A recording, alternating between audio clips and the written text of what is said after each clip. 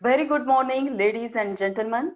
On behalf of Applied Theatre India Foundation and Indian Council for Cultural Relations, I welcome you all to this two-day conference on role of applied theatre in Indian society.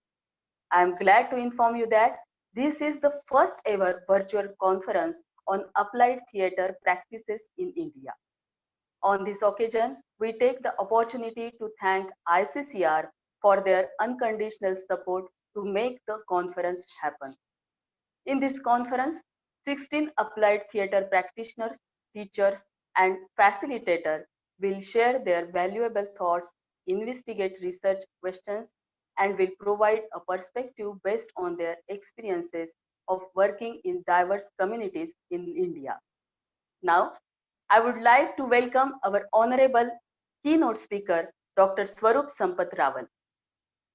Dr. Rawal is a PhD degree holder in education from the University of Worcester, England. She is also the first person to earn a double doctorate at the University of Worcester, winner of 1979 Miss India title and a popular face in the Indian cinema and television. She has been working relentlessly in the field of education. Dr. Swarup travels across India and overseas to empower schools and teachers on life skills. She has done a commendable work in the states of Gujarat and Maharashtra in the field of education and was selected by the Gujarat Chief Minister Narendra Modi to head an educational program for children in Gujarat to teach life skills in the government primary school. At that point, she focused on mental health issues among students. In 2016, she was awarded Most Committed Person of the Year in Inclusive Education at the 4th International Early Childhood Conference. She has also written a book titled Learning Disabilities in Nutshell: Dyslexia, Dysgraphia, Dyscalculia, Dyspraxia. For the last few years, she has been training primary school teachers in Gujarat on using theatre as a means to develop skills. It's an honor to have Dr. Swarup Sampath Rawal as a keynote speaker for this conference. I invite Swarupji to present her thoughts on magic of drama in education. Over to you, ma'am. Thank you very, very much. And at the onset, I would first like to say that I am so thrilled to be here and talking about my absolutely favorite topic: theater, drama, and children. I mean, how much closer can you get to happiness? I'm going to start my presentation and I'm going to be taking you through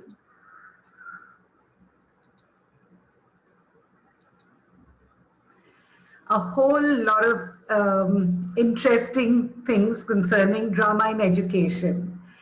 When I was figuring out what to talk about, and Kaustubh and I decided, oh yes, first I have to thank Kaustubh for inviting me and giving me an opportunity to talk and Applied Theatre and ICCR. Thank you everyone very much. Okay, so actually, I'm so excited to start. When we decided on this topic, or I decided that I think I'd like to talk about the magic of drama in education. I was like, okay, I do have a title, but what am I going to talk about? Because what exactly am I going to talk about? Because magic of drama in education, it's there, it's all over the place. It's like these sparklers that you can see on screen, like the fireworks. But what exactly did I want to talk to you all about? And today is a great occasion because I'm talking with practitioners of drama and theater. So of course drama and education would come under this great umbrella term, which is applied theater or applied drama, and there are so many other things that come into it. So shall we start? I am really excited. I hope you all are excited too. This is the term I have used. I know it's become very popular right now, but let me tell you, I used it in 2000 when I was doing my PhD. And I said, magic hai to mumkin hai. The magic of drama, the magic of the passion of teaching, the magic of transforming society, all that, it's together. Nothing is separated, because it's like saying that you'd separate the actor from the drama or the theater, or you separate the script writer. I mean, all of it is together. So I'm going to try to fit it in all together and take you through an exciting journey which I have traveled and I have learned. So there are terms like theatre in education, drama in education, educational drama, etc. Now, there's a distinction between all of them, right?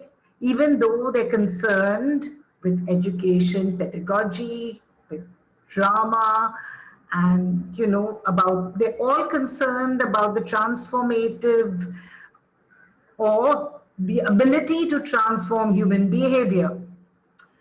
Theatre and education. Let me start with drama and education. Drama and education is about the role the teacher plays. It's teacher oriented.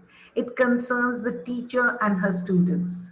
Whereas theatre and education is a team of actors performing. Both engage in a change of understanding through drama, but that's where the similarity ends. So I'm going to continue and tell you what drama means. Drama means to live through. That is the context in which we consider drama for learning and development of children and adolescents, and in fact adults. It provides a learning situation. You see, the process is very important. The product is not important. But funnily, for every process, there is a product. So I am always confused when people say only process, process, process. No, there is a product that is going to be, but it is definitely not a product of a play, not necessarily. But because this is drama, there's always an audience. So all these separations are really difficult to understand, and I think we should not consider too much about it. So let's go with the meaning of drama, which means to live through. It's concerned more about the development of the people rather than the development of a drama. So that sounds really cool to me. Now, education. The mind is not a blank state. It only needs awakening. I love that. I love that. That's what Vivekananda said. It's a it's a process of helping people find a necessary meaning in life. It involves teaching and learning. This is something which is so good, because if we go with the idea of society, then we are not necessarily talking of children. And I remember I met this incredible practitioner of applied theatre called Philip Taylor, and he was doing this beautiful project which was prison theatre. So it's like crazy. Education is not schooling. It's all over the place and it's for everyone. Now, what do we do? Learning through activity. This is very important. Problem clarification in groups. And that's the beauty of drama in education. It's about working with a group. It's working with a team. It's working with people and discovering hidden meanings through self-experience. The basic elements that we work on are drama games, role-playing, acting as if you're someone else or as if you were in another situation, using narrative, storytelling, language, space, and most important, reflection. So I am going to tell you one thing, just take a pause and tell you, is that I practice drama in education. I think it's pure drama in education. But a lot of people would say, oh, but that is not drama in education. Well, every practitioner would form their own theory. Maybe I don't go by exactly what Bolton and Dorothy Heathcote talk about, but I know that I'm doing drama in education because it's about the teacher and the students. And you need to adapt. You need to adapt to your situation. And I have this one great panga of being unique. So I want to be unique. And when I want to be unique, I am not going to be copying other people. I am going to use the elements of drama in education to create something very beautiful for my students and my classroom. But reflection is a very important part of drama in education. Without reflection, it just cannot be. So, I am going to take you through, I'm going to leave reflection here for a bit. And I'm going to take you on stories and drama games and role play slowly, one by one. I was sent to this incredible, beautiful part of India called Nandurbar. You can see what it's like. Yes, that's the road which you travel on. Teachers travel on foot to go to the places. And on my screen, if you look here somewhere, there are two houses, and then there will be a house like 1 hour away. This is the kind of place I was sent to work. It is in the middle of India, touching Madhya Pradesh, Gujarat, and Maharashtra. I speak Marathi, but the children over there are tribals and they don't speak Marathi. I just didn't know what I'm going to do. But as you know, I believe in magic hai to mumkin hai. And I knew that I'm definitely going to do something to make this work. So this is a picture of my students and this is me with them. And I decided to play a very simple game with them, which was my name is Swaroop and I like chocolates. Most of them could not answer me in the first round. And I said, okay, no problems. Let's do the walk activity. And the walk activity, as all of us would have done, at least I'm sure you'll know about it, is like walking in different ways. Walking tall, walking short, walking fast, walking slowly, walking happily, walking like animals. Now, I, for the life of me, did not know what type of animals I'm going to work with them. And I know for sure that they have not seen giraffes and elephants. You see, there's no television there, there's no internet there, there's no cell connectivity there. So I'm like, oh my God, what am I going to do? And I thought I'd become a cat. So I became this cat. And I said, come on, let's walk like cats. This is when we just stopped being cats. And we were just going to start mewing like cats. But you can see the beginning of happiness on their face. I want to say one thing is that when I was going, this is a teacher training I went for, and the teachers over there decided that Swaroop Sampat aa rahi hai, so we shall take photographs with her and not do anything she says unless she can make our children speak, especially this girl in the red. This girl had just arrived 10-15 days back in school. I mean, she started schooling 10-15 days back, and she would not say a thing. So the teachers said, let's get Swaroop ma'am to get her to start speaking. And I was like, oh my God, I didn't know about this, but I saw that nobody was speaking. Now what happened is this girl didn't come, and they sent her, they went 15, no, they went about half an hour away on the bike to get her. And they brought her, and we were all standing. And the first round didn't work. Cats and dogs worked. And then in the circle, when we stood, she was standing next to me, and I held her hand and I said, Madza now Swarup hai. That is, my name is Swarup. And I turned to her, and you know what she said? Madza now Jhumka hai. In that volume. She said, my name is Jhumka. And I was, oh my God. And the teachers, you can see their feet there, were stunned. And they really started believing in the magic of drama in education. They asked me, what did you do? So I said, I passed love. And you know, all this is just possible when you believe in what you're doing and you believe in the magic. You believe in your magic and you know you can do it.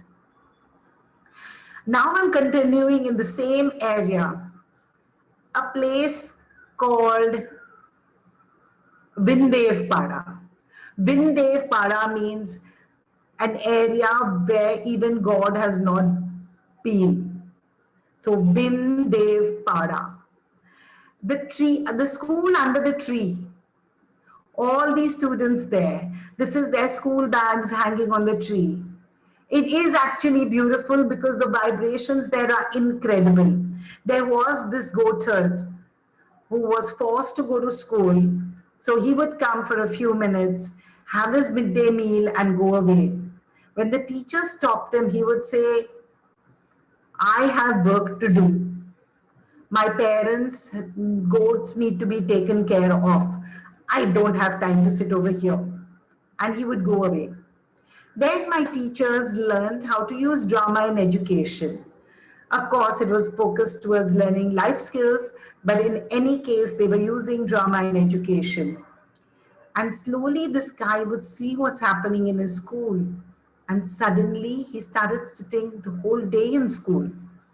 And when the teachers asked him, okay, what is this? How come you're sitting in school the whole day? He says, मेरे बाप को तो कुछ पता नहीं. This is how he talks. He says, उसको पता नहीं. I have to study. I want to school. He said that his parents don't understand the importance of schooling, but he does, and he needs to be in school. That was because he was having fun. He started understanding things better because things were so much easier with drama in education. This is the school I am so proud of because we got approximately 500 to 600, some odd number in between, children re-engaged into schooling. And that was just because of drama in education.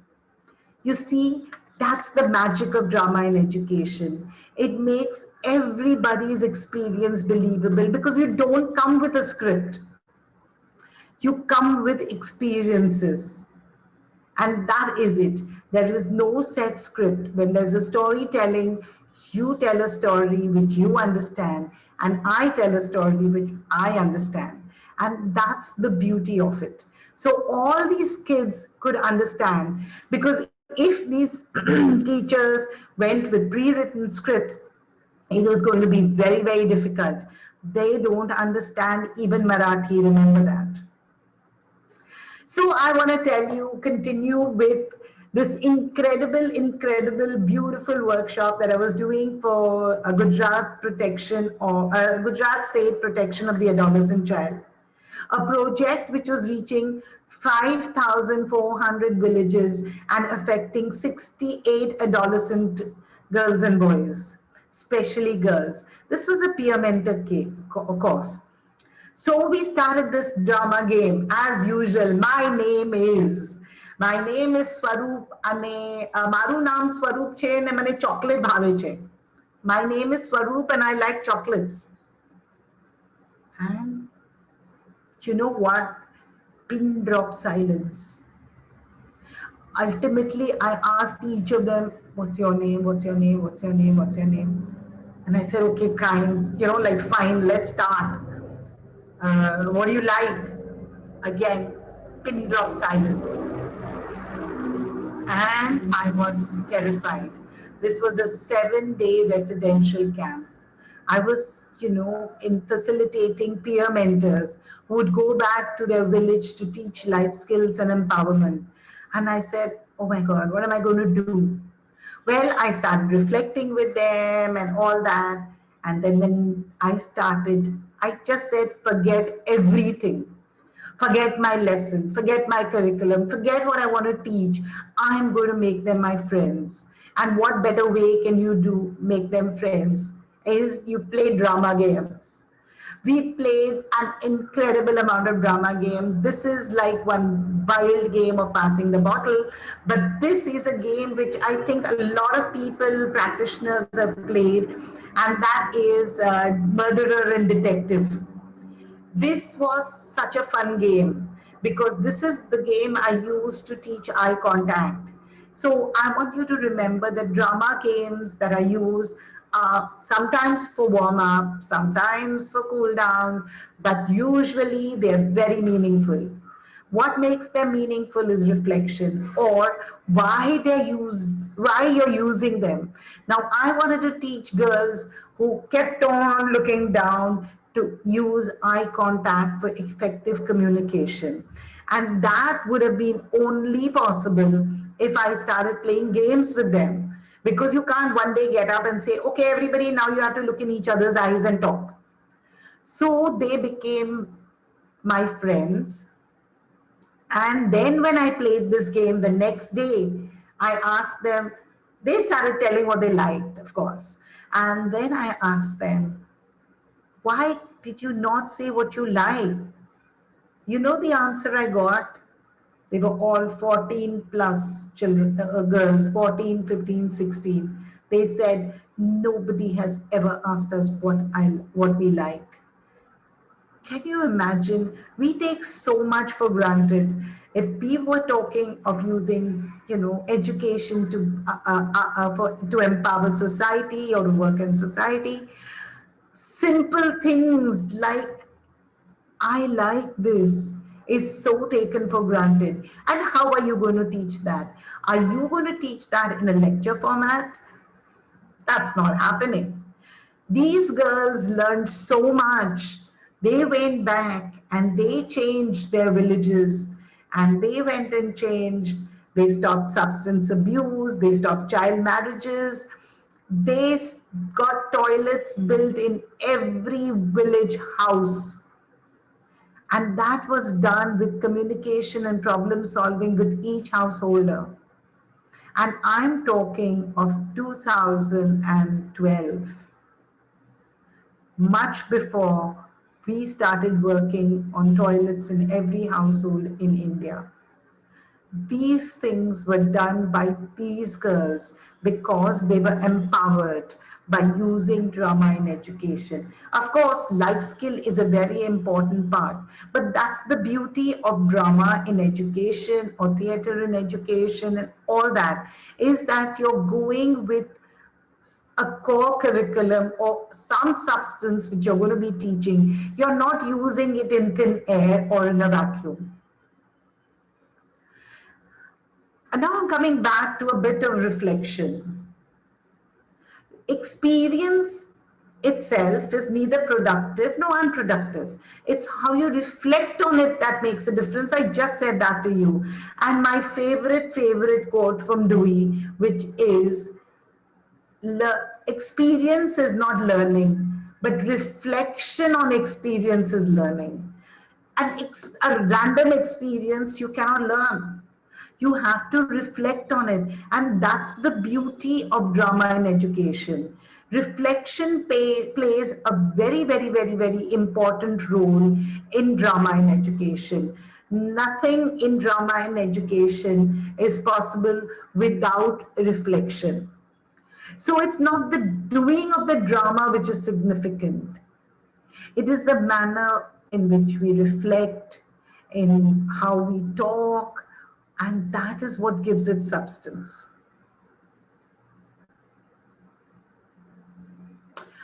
Drama reflection is the central feature of experiential education. And I'm especially bringing this up today because experiential learning is written about 14, 15 times in NEP 2020.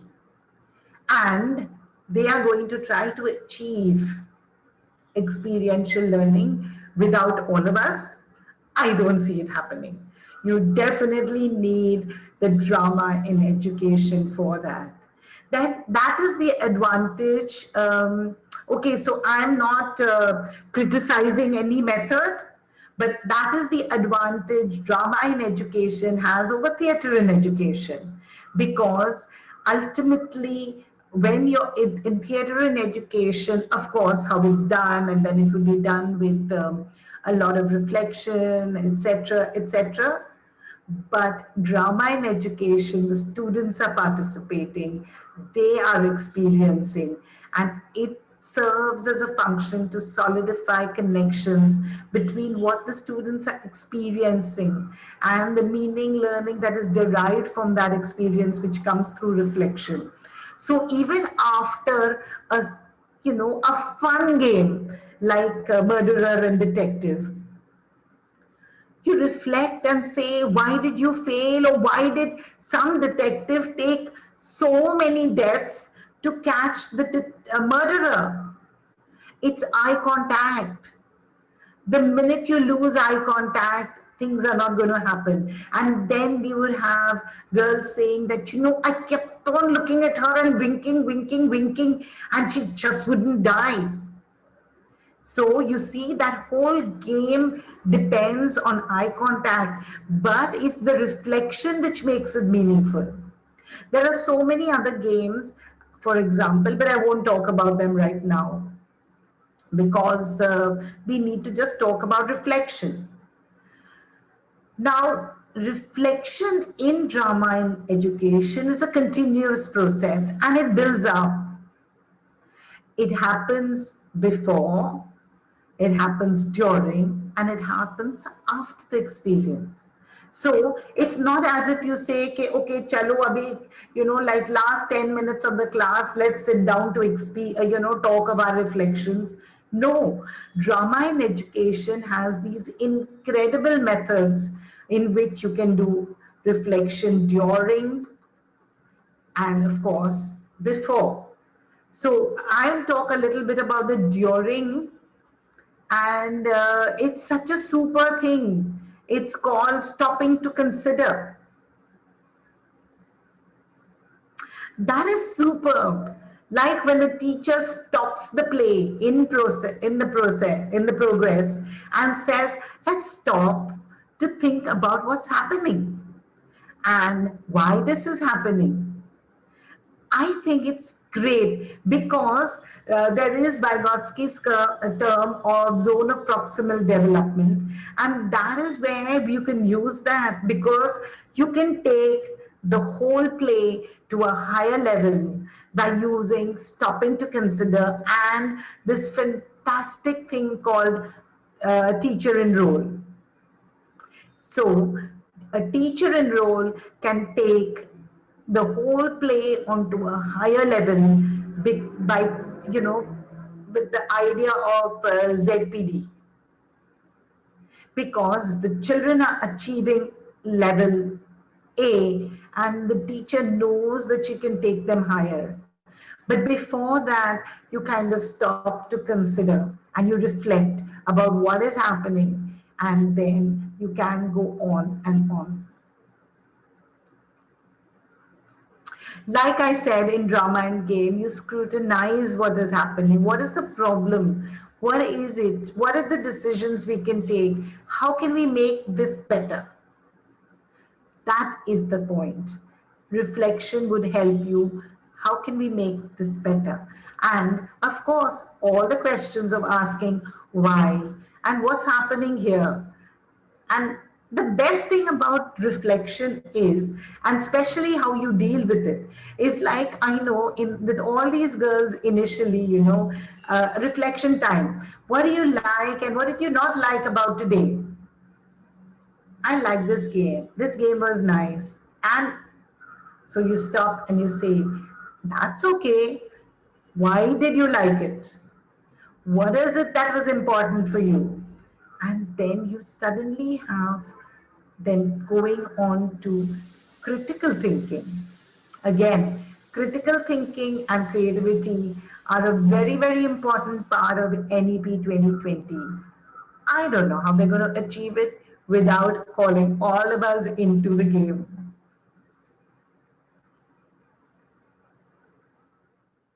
Okay, now I'm going to move on from games and I'm going to talk about this lovely method called Tableau, freeze frame, or statues. I use the word statues because I remember as a child, I played this game, Statue, and you just became a statue. And then you become a statue again when we meet at lunch in the lunch break, that type of a thing. Well, a lot of the kids who I taught in Gujarat, Maharashtra, and Rajasthan played this game. So it was very, very easy to explain the concept to them.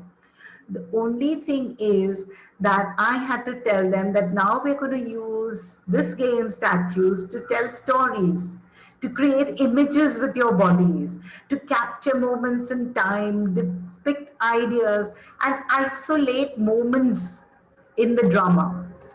Um, I think this works very well with children who have not been introduced to playmaking or drama, or have worked only in plays in which have been directed by their teachers.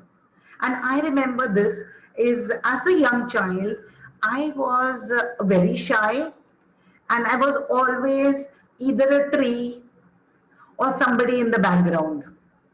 Whereas my husband, who was the bold person, who was always the hero of the play. I mean, we weren't in the same school, I'm just talking about the history. And so, are we not using education for quiet girls like Swaroop? Don't they deserve to be able to come up front and talk? And that's the beauty of Tableau. All the shy students, all the ones who are insecure, could all still do tableaus. And initially, I would do tableaus just in random order. So nobody is looking at each other till they started getting confidence and then they started making, better statues. Um, I love this. Isn't this wonderful? This is the whole class of boys and, selfie later. This is the statue. This is one fantastic drama game which I use where one person starts and then one by one the whole class joins in to make a whole group statue. You make such beautiful creative images, and for the lack of time I've not been able to put on pictures, but I've had things like um, um, I am a tree. That is the first statue. And then somebody comes, sits underneath and says, I am a child sitting under the statue. And then another one comes and says, I am a dog, or I am a bird in the statue. And they do something like this and they say, okay, I'm a bird on the statue. And then suddenly somebody becomes a mango on the statue. And then there is the chanawala, and there are boys playing cricket, and there are mothers taking their children for a walk, and the beggar, and oh my God, the whole scene changes. You know something? I've been doing this whole group statue since 2000. And usually I always start with, I am a tree. Believe me, I've never ever had one statue which looked like the other. That is the beautiful thing. That's how you start creative thinking. You can do so much. And suddenly I remember one child said, I am cutting this tree. And another kid goes and hugs the tree and he says, I'm stopping you from cutting the tree. Important messages. Everything is possible. But you have to initially make it simple for the kids. Otherwise, there would be these horrible, horrible things called role plays which happen, which are actually meaningless. So then I do this other thing, which is a super thing, is telling the story in more into, or actually I started by saying the story in three statues: the beginning, the middle, and the end. And this works so well because most of the time kids just don't know how to write compositions. They know how to begin and they know how to write the middle, but they don't know how to end it. Now, the beauty is this is they're learning how to do storytelling, which is then in turn helping their composition writing. And then they can go on and make more statues, like 5 statues or 6 statues. So this is a story which we did when we were discussing evil social practices of olden times. So, but it was not really olden times, it was put into modern times because the latest, the last time it kind of happened was about 31 years back, Sati. So here is a scene which they're getting married, and then the husband is reading, and a wife has got some food or tea for them, and then the husband dies and everybody is in grief, and then everybody pulls this wife and she's going to become sati, and she's going to be burned with her husband. The beauty of this all is I don't have any props, but you can see everything. We have a sofa, we have a table, we have a wedding, we have girl who's played the husband, we have a girl who's played the wife, and it just doesn't matter what it's all about as far as the story is told. And I think the story is told beautifully. Grief. This is a statue to explain grief in my chapter of managing and understanding emotions, understanding and managing emotions, when we talked of different variations or levels of sadness. The best thing about this is that you get into that moment of grief, and with the click of finger, you can be out of it. You can show difficult moments of a play in statues. You can show incredible fight scenes in statues without any hurt or actual violence.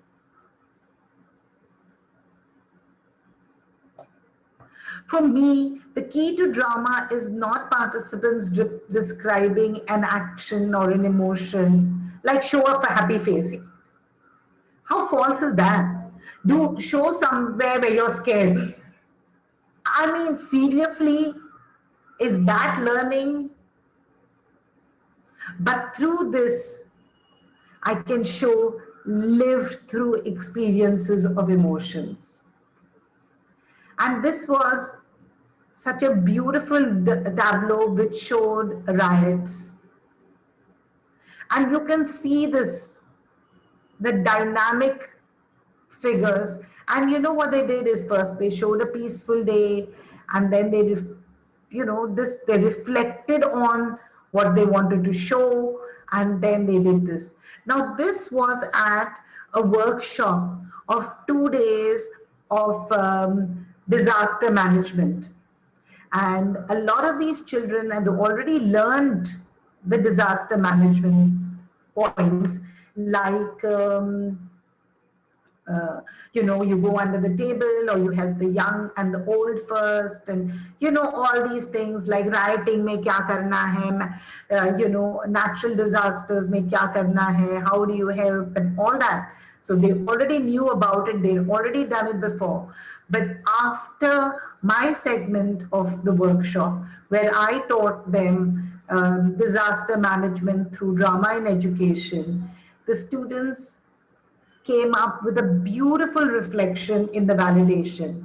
They said, we learned all the techniques of disaster management before and here.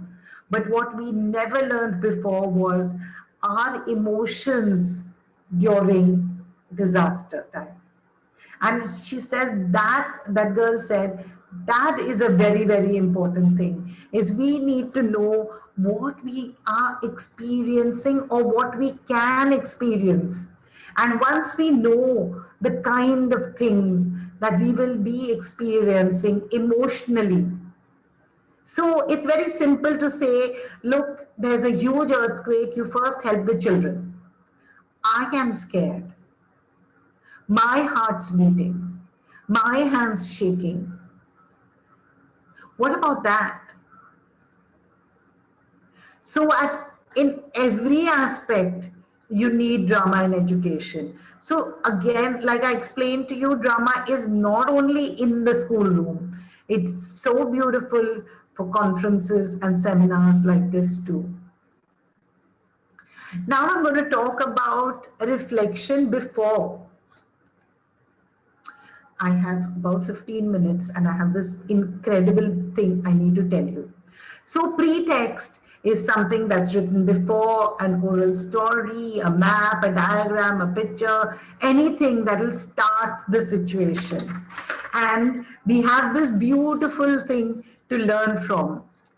When shall we meet again? In thunder, lightning, or in rain? When the hurly-burly's done, when the battle's lost and won? That will be ere the set of sun, where the place upon the heath, there to meet with Macbeth. Come, grey Malkin's padlocks call, anon, fair is foul and foul is fair, hover through the fog and filthy air. A pretext. Isn't that beautiful? It sets the tone of the whole play. Shakespeare wrote this incredible pretext for us to learn how to use pretexts.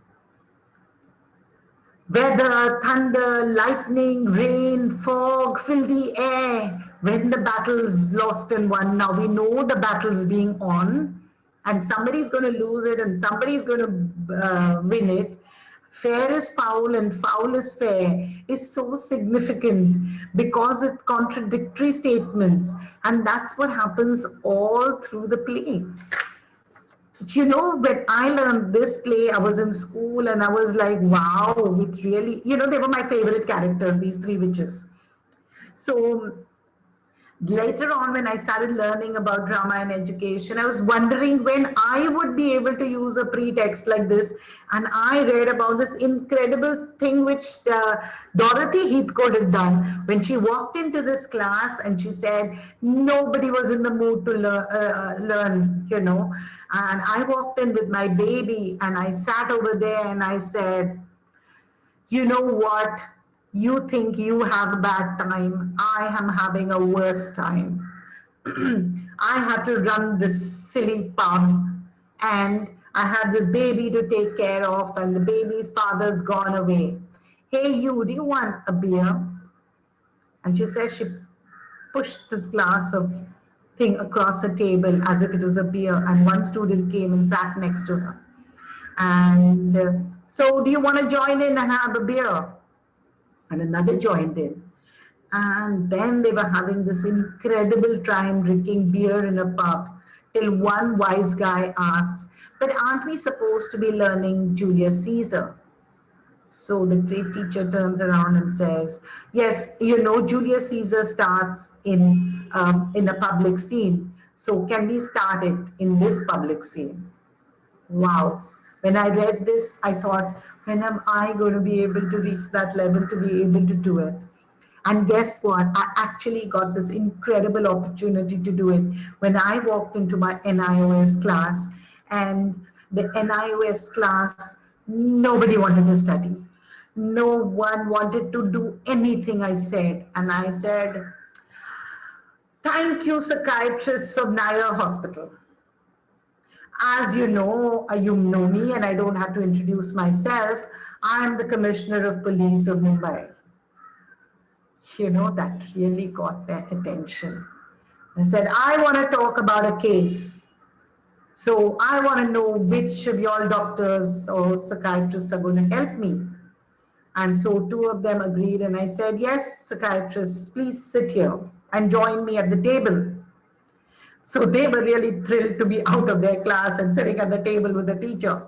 And I drew a drawing of a room that was totally ruined. And uh, it's in, I think, in O'Neill's book. I can write it for you afterwards. But it was just, I used in a totally different way. And I said, this room is in such a mess. And this girl was found sitting outside the room and she's not talking. Said, who of you is going to be that girl? One of them came and she became the girl. And I said, now I leave it to you to find out what's going to happen. And you can invite the father, the mother, and the whole classroom became the psychiatric ward and the hospital and the school room, because this girl, according to them, was studying in school. And the Panwala, where all of them kind of met. They were senior students. And they went on talking and they went on doing things, and that day was such a fabulous class. But that's not all. A week later, I got a call from one of my friends who's a psychiatrist, and she said, Swaroop, I want to thank you for something. So I said, what happened, doctor? So she said, one of my patients is in your NIOS class. So I said, Acha? Oh, she said, something, since the last 2 months, I'm trying to get her to talk about her problems, and she's not been talking. And suddenly, yesterday, she started talking. She said, I did this class with Swaroop ma'am, and I realized that I need to talk to you if I need help. Can you imagine this? Can you imagine the effects of your classroom can travel and change society in such a huge way? Now I want to tell you something that's really interesting, because we have exactly 10 minutes left. And I'm going to come on to something which is super. A teacher as a curator. Wow, isn't that fantastic? A teacher as a curator for a learning experience. And I'm going to tell you about a class which I did for the Indus Valley Civilization, because history can be boring, because facts can be boring, but they're so important. So why not turn the whole class into a drama class? So what I did was, I first of all had made this beautiful museum with pictures stuck up on the walls. But before that, I told them, I showed them a map and I showed them the museum from far. And I said, I was preparing all this for you. And I had this incredible dream, a story. Okay, story is very interesting. Storytelling is one of the best things that can possibly happen in learning. One of the reasons is we lead storied lives. So your story, your life is a story, so is my life. Okay, so about this dream, and I found myself in this very different place. There were all flat roofs, and in this village, obviously, they all had those chats like that.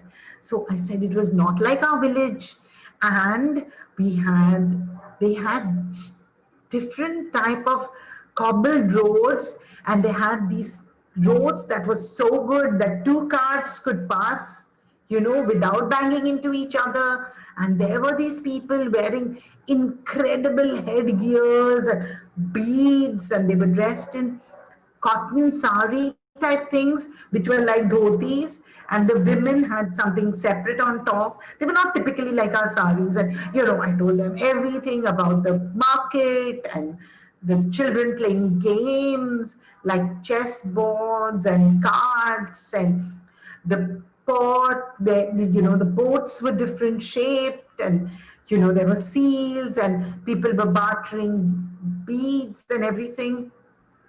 Then I said, now go and take a walk through the museum. And after you have taken a walk through the museum, I asked them to make small groups and asked them to create tableaus from what they understood. So they made these beautiful tableaus. Can you see that? I think it's really incredible. So this is the seal, and this is a bullock cart, and this is the boat. You see the boats, the ships were different. So this is a ship, and see, reflection is very important, because then I ask them reflections about what were the children doing, and what were they playing, and what are the toys made of, and where did they get it from, what are you buying, what are you selling, did you grow it, how are you going to buy this. And there we realized that beads were being bartered, and you could sell your crops to buy cotton. And so they learned that cotton was being made in that in our country, in the Indus Valley civilization. The kind of schooling that they had, the kind of things that they learned, and we just did everything about what they ate, and how it was made, and I did not tell them how it had ended. So, I knew that I would do that through statues. So I will give you one example. And that example was when one group was selling their bullock. So I said, you're selling your bull, there's no cars, there's no tractors, you need it for your farm. They said, yes, but our farm is drying. So I said, oh, why is it drying? There's no water. And so then I explained to them how the Indus Valley probably, got destroyed, or was, the civilization ended. I explained to them how the seals were important, and the languages that's written on the seal, and how, oh yes, actually before that, I talked to them about archaeology and how we found things and all that. Uh, Everything is so interesting, and this is the method I used. Something like the mantle of the expert, in creating a fictional world for the students to assume roles and be experts in designated fields. Like if they became archaeologists, they can talk about things that they discovered, and they could mime activities which they did, because this was not just a one class thing, it went on for a whole week. And they started, of course there was no letter writing, but I'll tell you what they did about making products and using everything. The whole lesson was just taught through drama and education. We did not open the textbook at all. In fact, we did not do textbook or writing for the evaluation either. This is a museum, and I remember after this workshop, every village school in Gujarat had museums like these. Now, this blind walk is how I did the evaluation. Is they had to partner, and the partner had to take their blind partner for a walk. So the guide took the blind partner for a walk, and in the walk had to explain the whole museum to them. Explain all the pictures, explain all the products, and explain everything that was there. After that was over, the blind person became a guide and took the guide for a walk. And this was the evaluation. So this evaluation picture you can see was in the teacher training. So I told you, the beads were one of the most important part of the Indus Valley, and my children learned how to make beads from waste paper and waste cloth. We did soap carving to make seals, and then gehu ka atta, like wheat, we made into clay, because all that is just not available in the villages of Gujarat where I taught that. Here is the one where, actually the one, maybe it'll be there in the picture later, is they learned weaving because the cloth was made there. Now, this serves such incredible things. Of course, it's a part of the Indus Valley. And here, my children learned left to right, eye coordination, and they learned fine motor movements like they did in all these when they're rolling the paper. In my villages of Gujarat and Maharashtra, my children have very good large motor movements because of the tough life that they're living, the tough terrain. But their fine motor movements are very difficult. They would never have good handwriting unless they did this. Now, if I keep on telling them to practice handwriting, it's so not working. So they made toys. We did not have clay. We just made it from wheat. And see, this is the small one in the corner. If you can see, we did it weaving with matchbox. On the matchbox, we did the warp and the weft, and we learned how cloth was made. This is another part of the evaluation where they made a 3-4 folder. And that was the expert who was the tourist guide, who would take everybody on a tour in the Indus Valley. And this was, the children loved it because I put it is, there was that old ad of Amitabh Bachchan ji, which goes, Aake Gujarat Dekho. So this was Aake Indus Valley Dekho. Sindhu Sanskriti, Sindhu Kheen Sanskriti Dekho. As they call it in Gujarat, Sindhu Kheen. So this is everything, about like the first chessboard that was made in the world was in the Indus Valley civilization. So these are the things, and this is the beauty. I can just go on and I can, have you the whole day just listening to me. But sadly, I have to end my story because I have exactly 2 minutes left. And through drama, we can transport people to places they can only imagine. I took my children to Indus Valley and I learned about the Indus Valley by being in the Indus Valley. Isn't that the most bestest way of learning?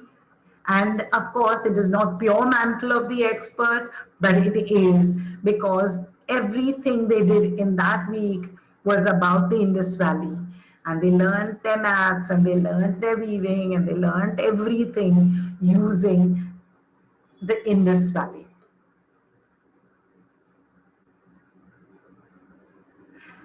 Thank you very much. You can follow me on Twitter because I put up a lot of stuff. And I just take a minute more to tell you this is that on the day of the lockdown, I got up in the morning and thinking, oh my God, I need to do something about this. I need to reach people. And I did. So if you go on my timeline to that time, you will see how I used Twitter in education to teach life skills. And I helped them using some of the methods. A lot of my drama games I taught online in the 2-minute video, which Twitter allows, and played games with a lot of people in India. So if you go on my timeline, you will be able to see a lot of stuff. I remember there was this communication game which I played with Paresh, which went totally viral, and we had over 1.5 lakh hits. So it's an interesting timeline. You could follow me and see this. Thank you very much.